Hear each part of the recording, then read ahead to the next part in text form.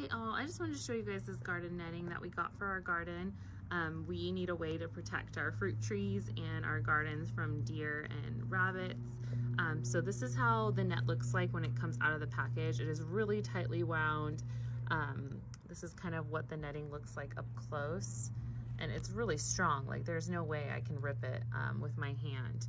It also comes with the zip ties in a little package and then the stakes as well. This netting is 7 feet by 100 feet and I will show you guys what it looks like once we get it set up in our garden. So this is what the netting looks like around our pear tree. We just got some plastic stakes at the hardware store nearby and then just zip tied the net to the stake, the top and at the bottom here.